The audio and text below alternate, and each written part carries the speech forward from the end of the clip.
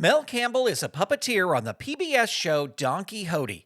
Not only is he playing the show's newest character, Cousin Hode, he also has composed music for the show and written a couple episodes of the show as well. He's also written for Sesame Street and The Not Too Late Show starring Elmo.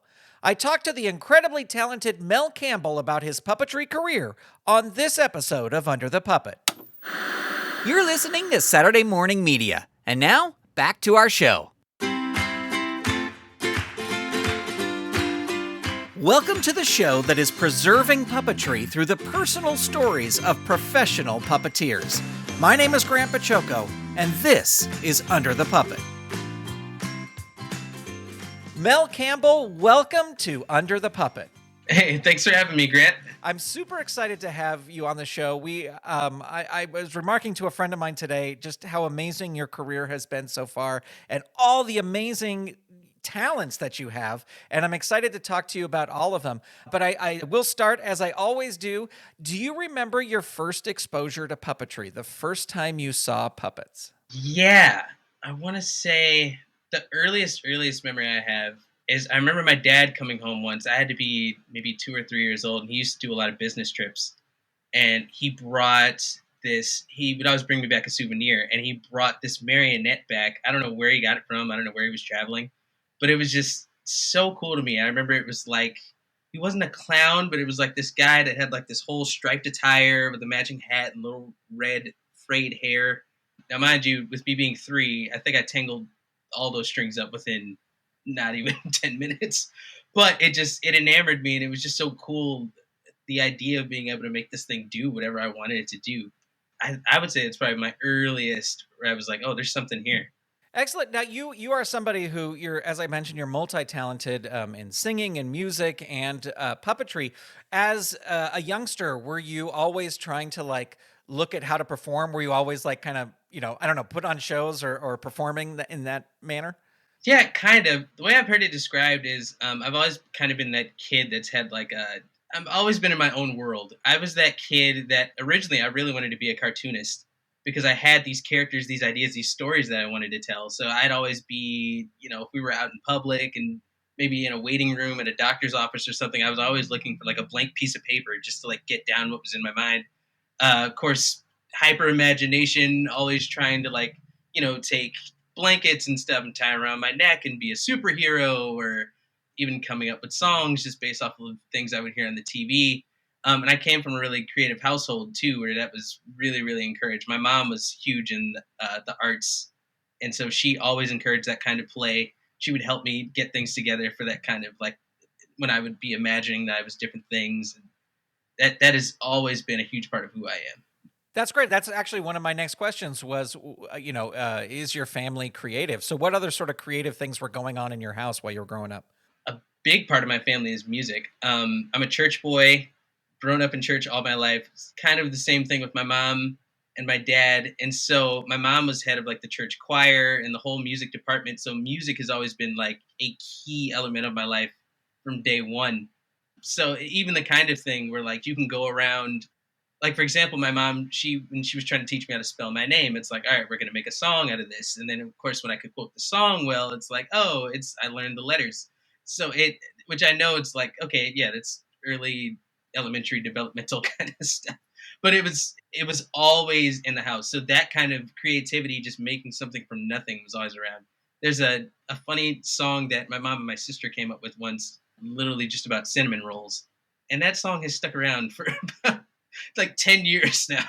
But it's that kind of stuff. It's just just making something from nothing has always kind of been a part of the family. And my dad, although he doesn't really have a lot of, I'll say, creative outlets per se, as in drawing or painting, he was the one that I think that really got me hooked on cartoons, and even kind of the voice acting and acting side of puppetry too, because he would introduce me to the classic Hanna-Barbera cartoons, or I remember every Friday at one point, it was our tradition to watch the newest episodes of Justice League.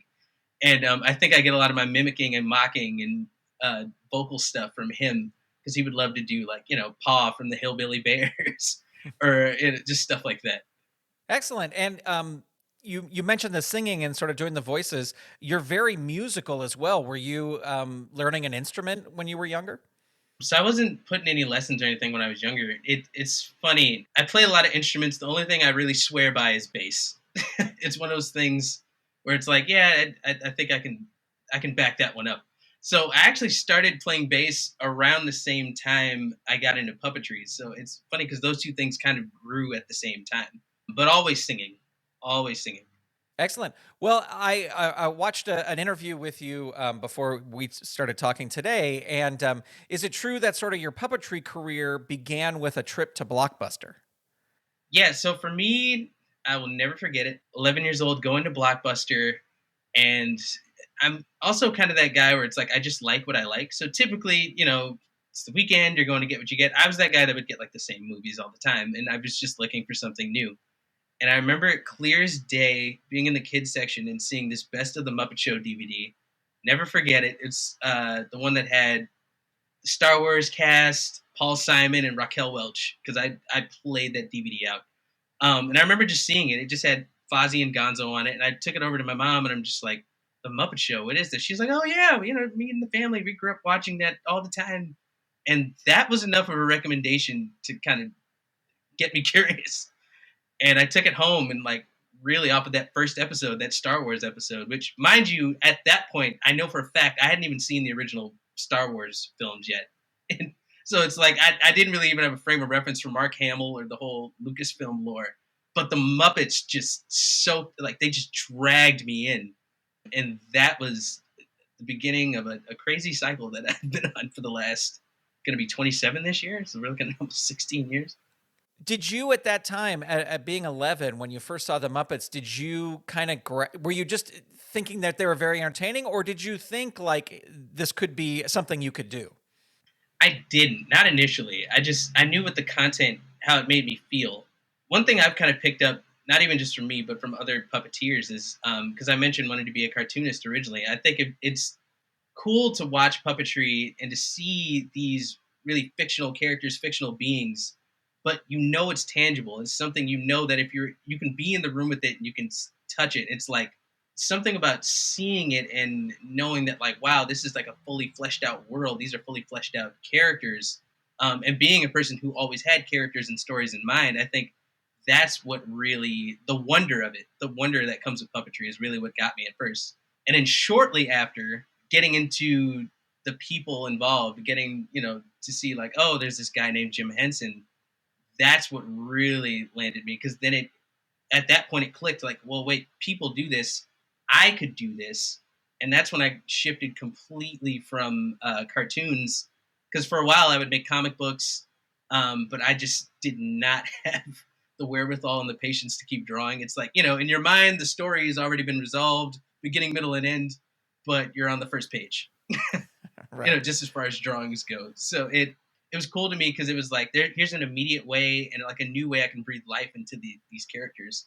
So it was very shortly after. I mean, I would rent that DVD all the time, and I want to say maybe within like a couple months, it finally started clicking. Like I could do this. And so, is that when you started building your own puppets and working out how to make a puppet? And did you have any resources to help you in that pursuit of building puppets? Originally, no. So what I remember is I started with just socks, your basic sock puppets, and I would actually, because I could draw, I would like draw out all the features like on construction paper, cut out the construction paper, and just tape it onto the sock. Not very long lasting, but I do actually still have my very first sock puppet just as a memento to kind of remind me of that time. And actually, I'm from Bloomington, Illinois, and here we got Illinois State University. And for a while, they actually used to have what was referred to as like a puppetry library in the school library. By the time I was living in town, and when I was 11, I had a friend that was going to ISU. She got me into the library. It was just a section, maybe just like a rack of books. I would check out some books, and they were mostly about building marionettes or wooden puppets. And considering I had new experience with power tools, it was kind of out of my league. But early on, once I got bit by the Muppet bug, there was like a season 3 box set of the Muppet Show. And I remember there was a special in the bonus features called The Muppets on Puppets. And there's a scene in there, any crazy fan knows exactly what I'm talking about. But there's a scene in there where Don Saleen like starts making a puppet the way he would typically make Muppets. And then like Jim's like explaining, you have this polyurethane foam and we cover it in fleece. And that is what really locked it in for me. That's when everything shifted from like socks and construction paper to, oh, this is how you get it done. It was way before, there was tutorial. There's so many tutorials and resources for this stuff now, but like this would have been like 2009, 2010, and it just wasn't making good puppets. The resources they weren't out there as much as they are now. Yeah. So yeah. I'm part of that like last group that like really had to fight to figure out, all right, how do you get this stitch right? Where do you find the right foam, the right kind of glue? I mean, I didn't know what barge was for years and years and years. Yeah, I'm right there with you because when, trying to figure it out, it's like, yes, I had the internet, but there were no YouTube videos. It was like I had to find out the name of a book and then figure out how to order that book over the internet. But that's as close as I got. Now we haven't talked about, we've talked a little bit about this on previous episodes of the show. And so I'm excited to talk to you about it because it's such a huge part of puppetry, and that is puppet ministry. And can you talk a little bit about how you got started in that? Because I don't know. It's not necessarily considered when people think of puppets like, oh, this is an avenue you can explore is puppet ministry, So I would love to hear how you got started in that and your beginnings in puppet ministry. Yeah, man, it's honestly really why I'm here. That's like you talk about being a musician and putting in like your 1,000 hours. Like that is how I got my time in to really hone my craft. I didn't live in Bloomington all my life. We moved when I was about 10 years old, so right before before puppetry found me. And I remember taking that move really, really hard.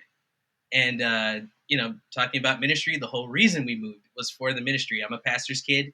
And so my parents, we moved to the city to take over a church. And so I took that move really hard. And then shortly after this, the Muppets just kind of fall into my life. Puppetry just kind of fall into my life. And my folks are noticing that this is like really, really exciting me. So they even urged me actually to be like, well, hey, if you're, I start making the sock puppets and start writing scripts. So like, well, if you're really excited about this, why don't you do puppet ministry stuff at the church? And at the time it was a much more smaller ministry, but they were looking to get people involved. And of course they want their son involved. So they really allowed me at 11 to head up the whole thing. And so I kind of became a one-man studio at first where it's making the puppets, writing the scripts. I was writing original songs to go with it. My mom was also the head musician. So I'm like, okay, here's how the song goes. And then trying to get her to learn the music on keyboard. And then shortly after, even training other people at the church to perform with me. And mind you, everyone is older than me. So I'm working with 11-year-old working with 20-year-olds and in some cases 60-year-olds. And they're all putting on these socks that I literally just pulled out of my own drawer and turned into puppets. But the cool thing about that is like being that dreamer, that overactive imagination, I treated those live church performances really as if I was putting on a TV show. So I treated it with the same kind of scrutiny, and I took it very seriously. But like every production we did, I was treating it as if like, oh, this is a TV special. And I'd get to do an original piece like every fourth Sunday of the year. So at least 12 performances at my home church throughout the year. And then it was starting to get actually a little bit of traction where I was traveling a bit to other churches because they just heard about the kind of stuff I was doing. And did that kind of click at you as like, hey, maybe I could do this for a living. Like this could become something I could do for the rest of my life? Yeah. Honestly, I felt it even before the ministry. I think that's part of the problem of being an optimist. It's like as soon as I got interested in this thing, it's like, oh, hey, I can do this for a living, and really, truly, and earnestly believed it. And I think it's because of that excitement and that commitment to the craft that I even took like the puppet ministry stuff at church very seriously. Because a lot of times, usually puppet ministries are kind of seen as like a youth group thing. Like it's just something to get like children involved. A lot of times there may not be original elements to it. It might be scripts that someone's just purchased off the internet. They bought the puppets either from another ministry or just like in bulk from like, a company that makes them as like toys. But everything we did was original material, original characters. because in my mind I was like, this is what I'm going to do. And so everything the way I treated that church ministry was like, I'm just prepping myself for the day I actually get to do this as a TV show. I love that concept. I had read that quote by you in another article, and I was gonna ask you about it. So I'm glad you brought it up because I just think it really is a great concept. It's like that. I don't want to say. I'm trying to think of the right way to say it. I'm not. It's not like fake it till you make it. It's not like that. But it's like no, you're treating it as professional because this is what you want to do. And I think it's an amazing concept. And especially like I wish I learned that concept when I was 11 years old. Like it's such a great concept to learn. I wanted to ask you about these shows. You were talking about you did 12 shows a month, but can you tell us a little bit about the shows, like how long they were, maybe like what the content was, or like it would have a couple songs and some skits. I don't know, like what were these shows like? Now they would tell us they would have to be like 5 minute bits. Basically, it would be like you have your regular run of service, and then at some point it's like, all right, you'll get a chance to do this puppet bit, and it was just on the fourth Sunday of every month. So yeah, they would tell us like the bits need to be about 5 minutes. So the scripts would be just something I'd type up on like Microsoft Word. It'd maybe only be about 3 pages long, but I would do a lot of riffing. That's probably the other thing. So I would stick to my own script, but it's funny because these would be kind of like Christian versions of Sesame Street sketches. So it's like, okay, today we're going to talk about peace. So I would just come up with like a little arcing narrative. I had these main cast of characters, kind of like in a Muppet Show-esque way, but it was very narrative driven. It wasn't necessarily like vaudevillian. There's a scripture that talks about the path of the just. So when I saw that, I was like, okay, path of the just. Hey, I'll write a country song that's about these two cowboys riding on the path of the just, and it's just playing off of the analogy. But it was cool because then it's like, all right, I get to do a country song. I've never attempted something like that. Let me have fun with it. I'd teach it to my mom and the musicians, and then it would be like these ensemble of characters. Now that I think about it, it's very Sam and Friends ish. It's like you see the same puppets, but they're like playing different roles each time. I remember I did a Christmas special, and it was right after I think I discovered the Great Santa Claus Switch. So it was there was some overarching plot lines in there from some stuff that the Muppets had did, but that was cool because it really felt like doing a quote unquote TV special because they gave us an hour to do it. So I had like even recruited more people out of the church to help fill out the cast. I made extra puppets and wrote that was the longest script I had written at that point. Original songs strung throughout. We did so many of these things. And again, a lot of it would be maybe ripping a concept that I had just seen from a Muppet thing. You went to Illinois State University and you got a BA in music business. Can you talk about what the decision was to get your degree in that, as opposed to like say a performing arts or something like that? Is just because that music was such a big part of your life?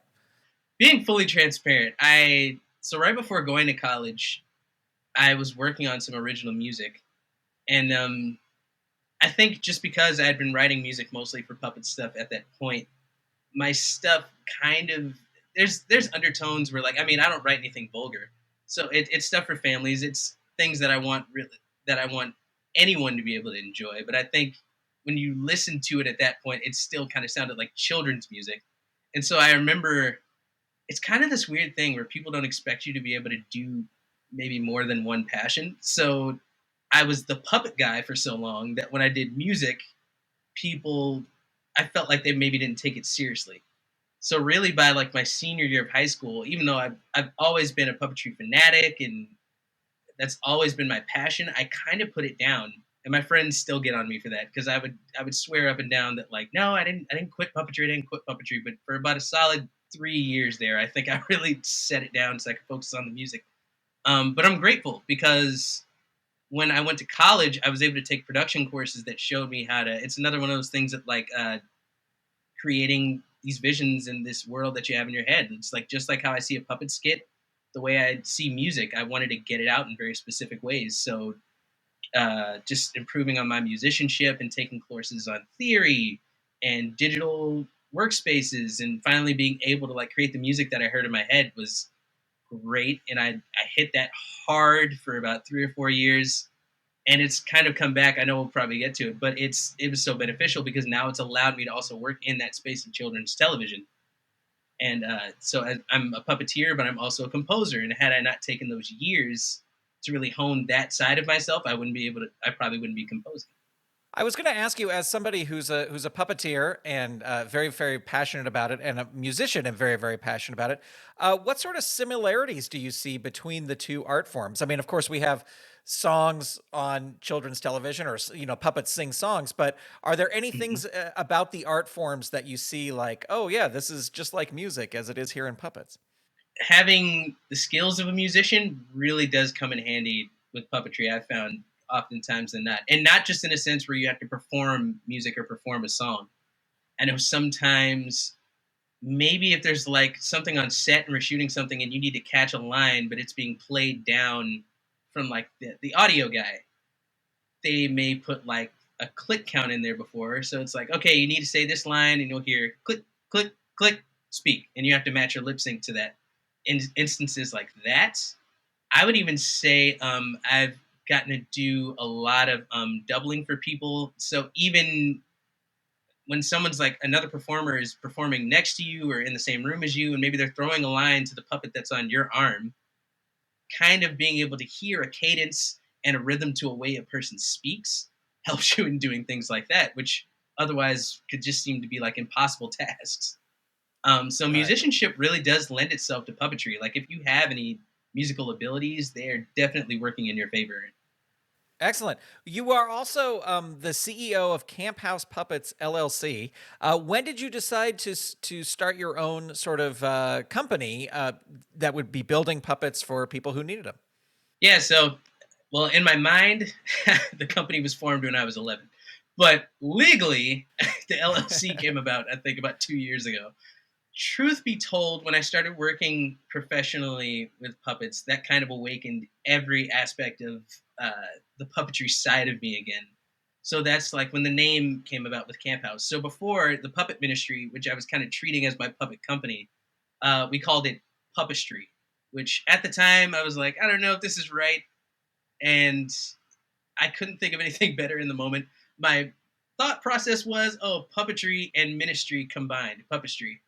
And what I have successfully done is screwed up a lot of people where now they think the word puppetry is actually pronounced puppetry. And I had a feeling it was going to happen when I was a kid. So it's like trying to get people to understand the distinction. But anyway, I was calling it Puppetry Productions for a long, long time. And then when I was ready to finally incorporate, I was like, okay, I can't. This is not going to work. It's not catchy, and it's throwing off people when they want to email me. So Camp House actually comes from one of my parents' family emails used to be Camp House, which is just short for Campbell House. And my dad used to always say, coming up, it's like, all right, well, when we start a business, we got to call it Camp House because we already have the email. And it just so happens I'm the first one in the family to start a business. So it's like, well, I'm taking it. Well, I noticed too. I mean, talking about the puppetry productions, and that I found your YouTube channel, but it looked like things you sort of created for the ministry, and making them into YouTube videos for everybody to enjoy. You did a great like documentary about the puppetry productions, like where you're interviewing puppeteers, and it's just it's really fun. Do you like looking back on that stuff and going like, well, this is where I was, and now here I am, on TV. I do. It's really fun to see, and it's also cool just to kind of it helps me track growth. There's been many days where I'm like, okay, I probably need to take this stuff down, but then it's the history of it. It's if no one else appreciates it, I know I can go back and be like, oh, it's just cool to see that like all this work and the hours I put in as a kid are like they really are paying off now. So I Yeah. really love that, and like I'm sure as you can even see, like all those videos you saw, I edited as a preteen, a teenager. So it was even just helping me dip my hand into music production, video production, which are things I utilize now on a much more polished scale. Yeah, I've always been a believer in. I was just talking to somebody about this the other day, but it's, you use what you have when you have it. You get the video done, and then you can spend the rest of your life working on that one video, or Mhm. you can keep making videos and improve as you're making more and more videos, and then all of a sudden you have this great body of work. So I'm super. it's like, to me, it's like impressive to look at something, someone like you, your YouTube channel, and see like, wow, this, this really is a lifelong thing, like you said, and you can Hmm. track the improvement throughout the whole thing. So I think it's Oh yeah. amazing. I am very glad that I did not have YouTube as a kid because I'm afraid of what would be on there these days. Oh, don't get me wrong. It's coming down at some point. So go watch it now, folks. Right. Well, let's talk about Donkey Hodie. Now, you were a fan of David and Adam Rudman's Spiffy Pictures before you even got the chance to work for him. Is that right? Oh yeah, absolutely. Jack's Big Music Show for me, it's one of those things because it was before I was really claiming to be a puppet fan. And I even told them this when we started working together. Like it is a core memory for me when the ads for Jack's Big Music Show came out. Because even as a kid, I was like, oh, this is different. This isn't the Muppets. This isn't Sesame Street. Like the aesthetic just looks so cool, and the show itself did not disappoint to me when I finally watched it. And it's one of those things too that me and my sister could bond over too, and we'd watch it and enjoy the music and the comedy. And one of those things where by the time I was into puppets and I was Googling everything, I was like, oh my God, Spiffy Pictures is in Chicago. I live like 2 hours from Chicago. Maybe one day. Having absolutely no inclination that I would ever be working with them. Yeah, yeah. How did this opportunity come about to get a chance to work with him?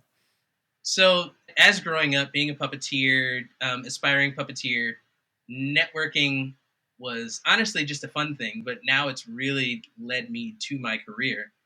So, I remember joining some puppetry groups on Facebook in junior high. I started one with a friend, and we kind of built up just this core friendship of some guys, all scattered across the US, including a friend of ours that actually lives in Canada, and just all young guys that just love puppetry and want to do this professionally one day. And one of those was my buddy Tao Bennett, who a lot of people know went on to work on Sesame Street. And so it just so happened that he's in the green room one day with David Rudman, and it's around the time that Donkey Hodie got greenlit. Now, mind you, I've never been to like a single workshop. I've never sent in a tape. I've never sent in a resume anywhere. I'm just in Illinois doing my thing with this puppet ministry. And at that point, it was while I was like solely just being a music guy. So I hadn't even done a puppet thing in 2 years, maybe at that point. So Tao's in the green room with David, and I guess they're talking, and David Rudman mentions that they just got the green light for the show Donkey Hodie on PBS. And just like other spiffy productions, they want to shoot it in Chicago. And he mentioned, yeah, we'd like to get some local guys on this. And Tao's just like, oh, I know some local guys. So he refers my buddy Frank Cesario, who also works on Donkey Hodie, who lives in Illinois, but he lives closer to Chicago than I do. And then he also referred me. And so where the story started for me is I literally just wake up one day on a Saturday morning. My alarm goes off. I know I got to go to work. And this particular morning, I remember thinking, I really don't feel like doing this today. I'm putting in all this work with the music, but just like any artist knows, it's like it's work, especially if you really want to see something happening. And I'm just like, this just isn't what I want to do. I was working at a grocery store at the time. And I turn over and I'm hitting snooze on that alarm. And I see a message from Tao saying, hey, Spiffy's doing a new show in Chicago. And David's looking for some local guys. Do you want in? Like paraphrasing. But I'm like, oh my God. And that literally just set up my entire career up until this point. Yeah, it's a great lesson of, try and meet as many people as you can and, be friends with as many people as you can because you never know if someone's going to recommend you. It's a wonderful lesson. Seriously. So tell us about your first, did you have to audition? Were there meetings? How did from that text message get to you were in front of the camera? Yeah, so I obviously replied. I was like, yes, I definitely want to do this. And he passed along a spiffy email. And so I sent the email out. David was expecting me to reach out. And so I just sent him a couple of the YouTube videos that are still surviving on the channel right now. Because I didn't have a reel. Like I said, I hadn't really made any waves to really try and reach out professionally anywhere at this point. So I just sent him some videos that I felt showcased strong performance from me. Like, hey, I'm Mel Campbell. Tao told me to reach out and blah, blah, blah, blah, blah. David reviewed the videos, and I guess he liked what he saw, and he reached out with a date for an interview later that summer. So this was 2019. It was like April 2019 when I got the text, and then later that summer, July 2019, I made the drive up north to Chicago to the Spiffy offices, and that's where I met David and Adam for the first time, as well as Caroline and Scott, who are also with Spiffy Pictures. They're two producers at Spiffy Pictures, and it was just nuts. The whole thing was nuts. I guess I'll say it. You want to talk about excitement? I also made sure I got a speeding ticket that day, so I was late for the meeting because literally right around the block, I'm waiting for an officer to write me a ticket for speeding through the neighborhood. That's how pumped I was. Makes that day more memorable, Oh yeah, yeah. What was funny was like the officer was like, "So where are you going in such a hurry?" And I literally told him, I was like, "If I tell you, you're not going to believe me." And of course, he was like, as he's handing me the ticket, he's like, "Oh, hey, well, good luck with your audition." Don't look in the trunk. There's puppets. Sure. Right. So, well, that is awesome. Now, I watched, as I mentioned, I watched a little a piece that local PBS station did on you, which was great. I'll link to it in the show notes. You talk about that, when you first started on the show, you did a lot of assisting and a lot of right-handing or whatever we want to call it, assisting. In your mind, what makes a puppeteer a good assist? Being there, doing your job, but the main primary performer does not know you are there. Throughout the shot, they should not be aware of your existence. And I mean that in a way like spatially. So if they need to cross the set with their character, they don't feel like they're dragging you behind. Any movements you do, and granted, you kind of get used to a performer's rhythms after working with them for a bit, but like not doing anything to upstage what they are doing. The right hand should not be outperforming the rest of the body of the character. Right. But yeah, so it's that, because I remember I had an issue with that at first, because I was trying to make sure I had a good grip on the arm rods, to make sure that an arm wouldn't be swinging around. But then, I found out very early on that like, I might be pulling on the puppet sometimes, trying to make sure that I have a good grip, and then that's restricting the performer. So things like that. Yeah, really getting to know the performer you're working with too. And granted, depending on what kind of production you're working on, your time may be limited. I had the benefit of, we had a long first season on Donkey Hodie, and I was primarily assisting Frankie Cordero on Purple Panda. So after not too long, I would say, we just kind of got into a rhythm where I kind of could sense like, okay, he's going to do this. He's going to turn this way. He's going to do this motion. He's going to throw up both his arms here. Now, have I been 100% accurate with that? Absolutely not. But you kind of get to a point where they even trust you to make some of the decisions on certain little things. It's like, oh yeah, that gesture in that moment, it really worked. What did assisting other puppeteers teach you about your puppetry? One thing that I have learned just through assisting the other performers on Donkey is the intentionality that goes into a performance. I think it helps to really make memorable characters and help you make a really, really crisp and clean puppetry performance. The people I work with, they are like 100% in the moment whenever they perform. It doesn't matter if it's a long scene that's like 20 lines or if it's just like a close-up and it's one line and it takes 2 seconds to execute. They are giving the same level of love and passion into everything that they do, and that's something I've tried to bring into any character, anything I do on the show. Excellent. Well, you have had a great opportunity to you've written songs for the show. You've written an episode of the show, and you're also playing this new character. And I'm going to ask you about all three. But let's talk about Cousin Hode, who is the new character that you are playing on Donkey Hodie. How did that come about? And what is it like performing Cousin Hode? Cousin Hode is such a gift in a lot of ways. He was a role I actually didn't have to audition for. It's crazy. And I really thank Spiffy Pictures and Fred Rogers for just seeing me and giving me a shot and believing that I could pull this character off. But I remember getting the email with the character description and the sketch, which essentially was just a picture of Donkey, and he was just like changed the color blue. And when you look at him, that's really what he is. He's a Hodie. They have a look.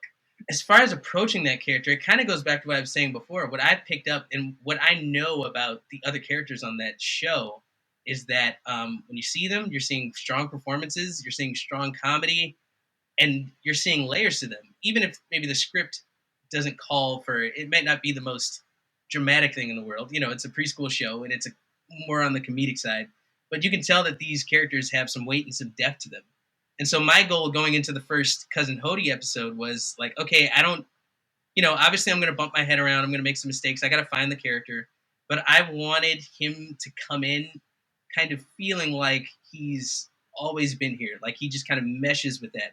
So I remember that first shoot just being so hypercritical of every shot I was doing, trying to make sure my manipulation felt like it was matching the other performers. The energy is matching the other performers, so that he just feels like he belongs. And of course, with him being a family member, he's Donkey's little cousin Hodie. There's elements of Donkey's performance that I even pulled into that. There's a great shot in his debut episode. There's the famous hands on the hips movement that Donkey does every time she goes, "Think, Donkey Hodie, think."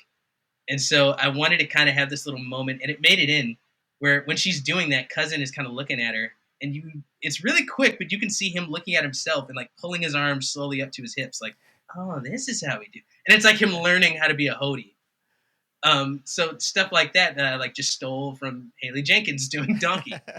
Even just like a playfulness that I see from all the characters, but like a playfulness that I've seen from Frankie doing with Panda. There's like a little shot where he's a little kid, so he kind of has this little snotty playfulness to him where I think at one point he's like, "You want to see?" And he's like rocking on his heels.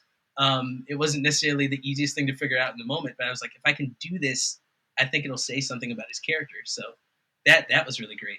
And one major thing that I think helped pull it together was I implemented elements of my now 2-year-old son, who at the time would have only been 1, but that really helped me lock in that character because it was a thing of we know Cousin had to be younger than Donkey, but the producers were sure that we didn't want him to be like a baby. So finding like, okay, playing younger, but then also like his intelligence kind of needs to match with everybody else's. And that was actually something that took some time to find. But one thing I think that I incorporated that helps sell that is infants and toddlers have this thing where they're laughing so hard, where they're like inhaling the whole time. And I think about a lot of memorable characters, like characters that like Frank Oz does, or any Muppet performer I've ever looked up to and respected. There's like little things that like there's Bert's laugh is like, and Ernie's laugh are like things that lock in those characters for you. Like you hear it and you know who you're referring to. And even on Donkey, like Panda has this hilarious chuckle that he does. Donkey has like this really funny kind of snotty laugh that she does. Duck Duck has a really wet one. I was like, well, let me find like a laugh that locks in for this guy. And so I literally just ripped it from my son, where it's just this, and it sounds like something that like a baby would do, and it kind of locks you in that like, oh yeah, he's younger, but then you can watch the rest of the episode and he doesn't have the mindset of a 2-year-old, but you hear that laugh and it locks you in like, oh yeah, he's a kid. So when your son gets to be 18, he'll be like, "Where's my residuals? You're basing this character on me." Right. What's funny is when the episode actually aired, every time Cousin laughed, my son would laugh. So it's hilarious just hearing like it's basically echoing in the house. Yeah, no, that is awesome. As I mentioned, you also got to write an episode of the show. Can you talk about writing and what did you want to bring to your episode that maybe working on the show for a couple years? What were you like? Oh, this is my chance, and maybe now I can work a little bit of this into the show. Just what were your thoughts on writing an episode of the show? I'll say it does help writing wise. It helps being a fan of the show you work on. And I've always just loved the whole concept of Donkey and the premise. So even just as a fan of anything, I always love episodes, whether it be a cartoon or a puppet show. I love world building episodes. Like I just love when you can call back something that worked really well in another show. And sometimes that happens in preschool content. Sometimes it doesn't. But the world of Someplace Else in Donkey Hodie is just so rich, and so many funny things have been done. Like my first script came out within like the last batch of season 1. So we had done so much. And so I was just pulling from things that I loved. So that first episode I wrote was Hey Oh Purple Moon. and it's surrounding Purple Panda, but it also has to deal with these characters called the Moon Moths, who we had really only seen once in the season. And so I love that stuff. And even when you look at subsequent episodes that have come out that I've written too, they all, if they're not surrounding something we've already done, there's like little tremors of it in there, just because I love that stuff that like kind of, it's like connective tissue for the show. So I love doing that. And I always like to look at, when I get a chance to write, okay, what's not being done? At the time we did Hail Purple Moon, it was a nighttime episode. We'd only done one other nighttime episode. They hadn't gone camping yet. So I was like, oh, okay, we got to get camping in there. It's just trying to figure out stuff that's like, okay, when people see this and they see these little special things happening, it kind of clicks like, oh, this is a Mel episode, if that makes sense. No, that's great. That's fantastic. And I'm sorry, I'm not familiar with all the episodes of Donkey Hodie. It's a little under my demographic. I've definitely seen some of it. But do you also bring your music into those episodes as well? Yeah. So really, the order in which I kind of got brought into all this was assistant puppeteer, composer, and then writer. And honestly, across all three, it's been due to the graciousness of Spiffy and Fred Rogers and them just seeing something in me. It's stuff I was doing as a kid all that time, but it's something about when you finally get in a professional space, especially with something as niche as puppetry. Like when you're the only guy in your city doing puppetry, and people are like, hey, that was really cool. You appreciate it. And I love all the support that I've gotten. But now when you walk in a room and, oh, everyone does this, it's like, okay, do I have what it takes? And the support of Spiffy and Fred Rogers has been amazing. So that being said, I was already writing some songs for the show. And then when it came time to write my first scripts, there really wasn't a question of like, oh, are you going to write the song for it? And even in the case of Donkey and a lot of other preschool shows, the involvement of the writer with the songs is kind of different. The writer may just do the lyrics, or they might do the lyrics and have the whole song fleshed out in their head too, but maybe they're not a musician. So they'll like call our musical director is Bill Sherman. They'll call him and let him know like, hey, I was thinking something kind of like this for this song. In my case, when I write any song, I hear it as I'm writing it. And so the cool thing is I've been able to not only contribute just lyrics, but like I'll write the song, the script gets approved, I'll come home to my home studio and I'll actually record the track. And the first time I did it, I was really just doing it as a demo, as something that would be sent to Bill. It's just like, hey, this is what I was thinking. This is the flavor I was thinking. And then all of a sudden I noticed that the tracks I was producing are the ones that are actually going to broadcast. I'm like, oh, that is amazing. And like stuff I'm making in my basement is getting national airplay. That's pretty cool. Yeah, that is pretty awesome. You've also written music for Sesame Street and the Not Too Late Show starring Elmo as well, right? Yeah, and it was exactly kind of through that channel. So I did my very first song with Donkey, and I got a chance to talk with Bill. And shortly after, he just started throwing work my way. He was like, hey, would you want to do something for the Not Too Late Show? That was my first Sesame thing. And then ever since then, that would have been 2020. So since 2020, I've written at least one song per season for the last couple seasons of Sesame Street. And in that case, the writers have written the lyrics. And so it's been a fun new challenge of taking songs that have already been written and then kind of getting to define the musical styles. So like, and so far I haven't necessarily really had any pushback, but like I'll literally just get the lyrics, verse, chorus, bridge, and then I get to define, okay, what kind of genre do I want to do? What kind of style I want to do? And that has been a really, really fun challenge because I usually don't have other people's stuff to work with. It's when you're kind of like a one man studio like that. It's so self contained. So that's been fun collaborating with other writers in that way. Excellent. Well, I thought of a writing question I wanted to ask you, so I'm going to back up just a little bit. What makes a good puppet script? Like, what makes a script for puppets different from a script for, in Puppet Up, we call them fleshy human show, you know?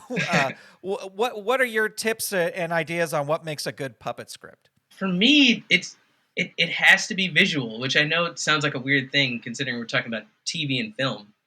But it kind of goes back to that whole thing of like when people watch puppets, you love the fact that it's tangible and you love to kind of get lost in the wonder of it.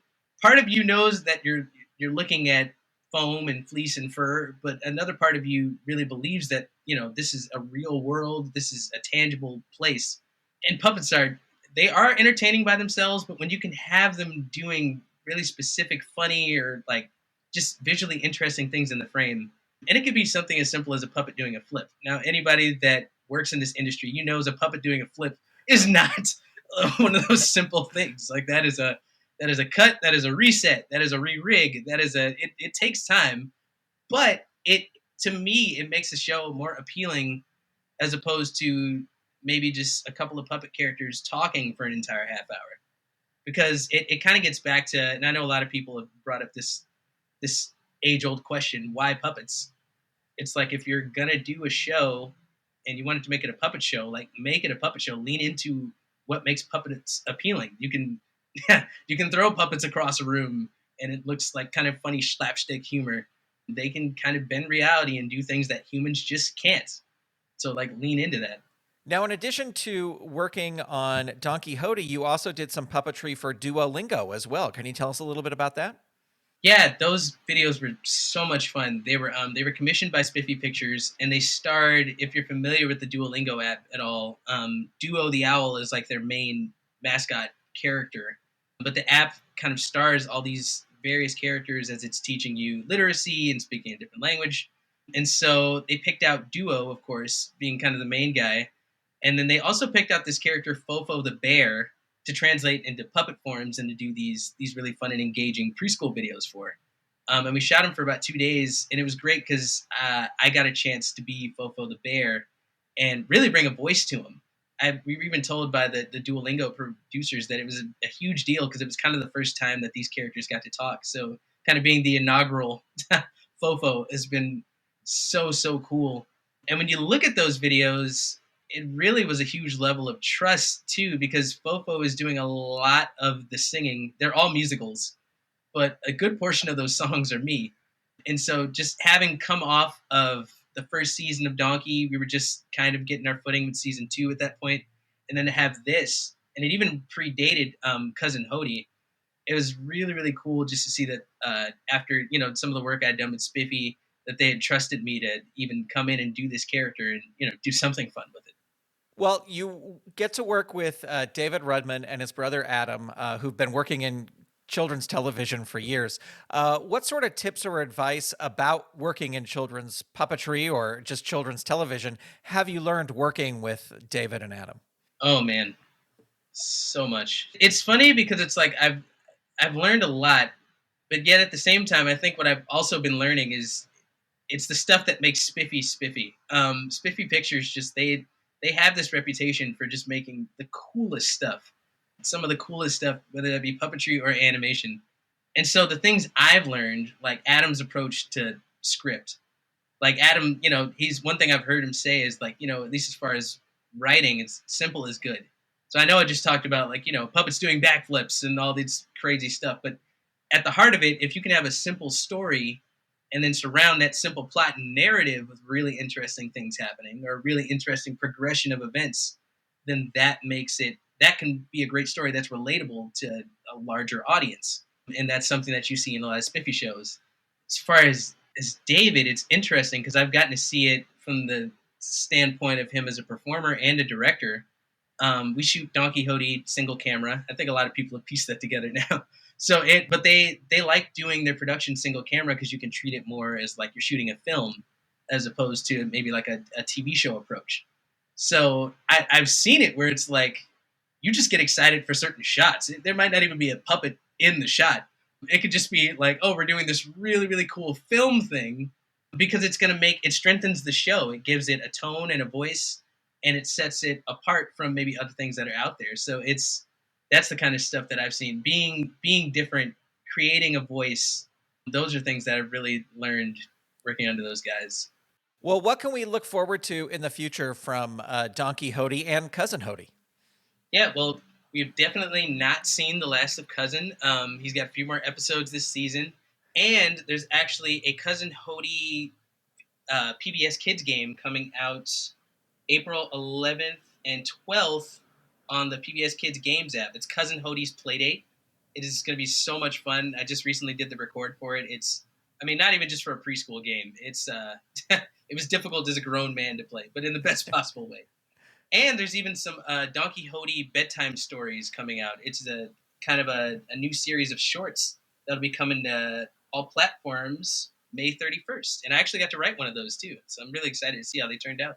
Excellent. Well, Mel, I would love to ask you, as I do at the end of every episode, what has been the highlight of your puppetry career so far? Oh man, I'll say Cousin Hode because it's like there's no way to escape that. But it's really Donkey Hodie in general. Cousin Hode in the sense of like this is my first leading role in a nationally syndicated TV show. I mean, this is that thing. This is the thing that, at least for me growing up, it's like, oh yeah, I want to have my own character on a show one day, and eventually my own show. But that's in the works. But Donkey has just provided me with the opportunity to do this role, to write music. It's allowed me to really incorporate every creative aspect of myself. So as far as puppetry goes, it's Donkey Hodie. That show is just, I think it's a beautiful moment in time, and I'm so glad to be in it right now. Excellent. Well, Mel Campbell, thank you so much for taking the time to talk to me today for Under the Puppet. My thanks to Mel Campbell for being on the show. For links to several of the things we discussed, check out the show notes for this episode number 94, over at underthepuppet.com. And if you'd like to hear even more of my talk with Mel Campbell, download the free Under the Puppet app for iOS and Android and click on the gift icon in the listing for this episode. Thanks also to Dana Green for her help on this episode. I want to send out a special thank you to all the Saturday Morning Media Patreon patrons who help make the show possible, and Patreon patrons at the producer level and above who get a special shout out are Eve Cunning, Kathy Crawford, Tony Urbano, Brandy, David Akers, Paul, Scott Armstrong, Vicky Sebring, and Ricky Chavez. To become a patron, visit patreon.com/Saturday Morning Media. And thank you for your support. Well, that's going to do it for this episode of Under the Puppet. If you have questions, suggestions, or feedback about the show, call our voicemail line at 818-806-9604. Or click the Call the Show button in the free Under the Puppet app for iOS and Android. You can also send feedback via email to underthepuppet@gmail.com, or you can connect with the show on Instagram or Facebook by searching for Under the Puppet. And don't forget to tell a friend about the show. This episode featured music by Dan Ring and was masterfully edited by Steven Staver. Thank you so much for listening. Under the Puppet is copyright 2024 Saturday Morning Media Grant Pachoco executive producer, all rights reserved. www.saturdaymorningmedia.com. Under the Puppet proudly presents The Adventures of Timmy the Tooth Reunion. In this almost 90-minute video, you will hear great stories from the cast and crew who brought this amazing puppet show to life. Plus, you'll see never-before-seen artwork and exclusive behind-the-scenes video. Under the Puppet's Timmy the Tooth Reunion is available right now at timmy.underthepuppet.com.